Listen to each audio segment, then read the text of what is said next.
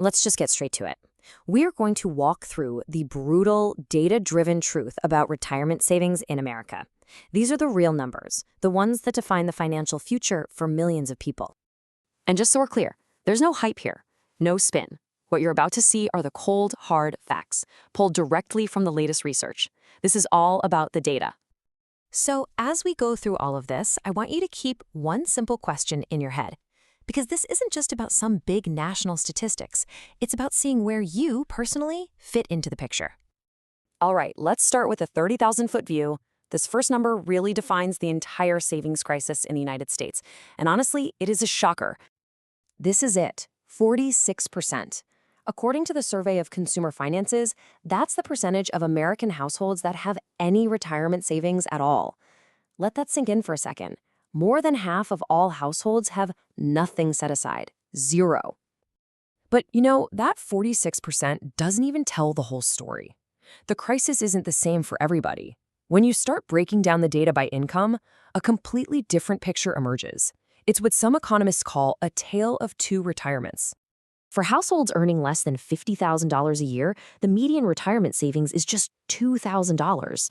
That is not a typo. It's a dangerously low number that just shows you how financially stretched a huge part of the country really is.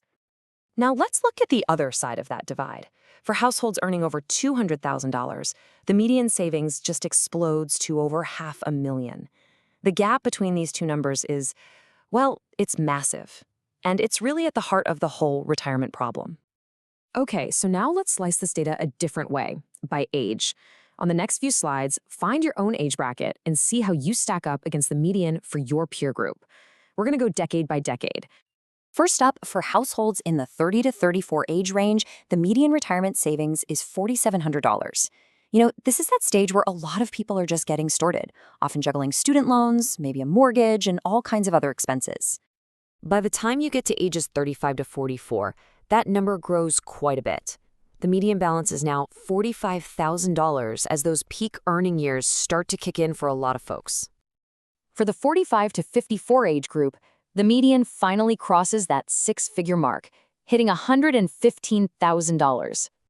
And as people get even closer to retirement, between ages 55 and 64, the median savings climbs to $185,000. These are absolutely the most critical final years for saving.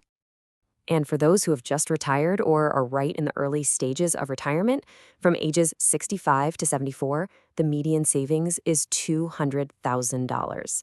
This is the number that a lifetime of work has produced for the typical American household. So here's the full picture, all laid out. You can see the balance grows pretty steadily with age, which, makes sense. But this brings up the most important question of all. For that typical household hitting retirement with $200,000, is that going to be enough to last 20 or even 30 years? For most people, the answer is a hard no. Which brings us to this very popular idea of the retirement millionaire. It's that dream goal we hear about all the time. But how many people actually get there? Well, the data tells the real story. Wow, this visual is pretty powerful. Of all the Americans who do have a retirement account, fewer than 1 in 20, just 4.7%, have actually hit that $1 million mark. It's an incredibly elusive target for the vast majority of people. So let's just put it right here, side by side, the dream that we're all sold and the reality for the median household as they head into their retirement years. The gap is just enormous, and it's exactly why understanding these numbers is so critical.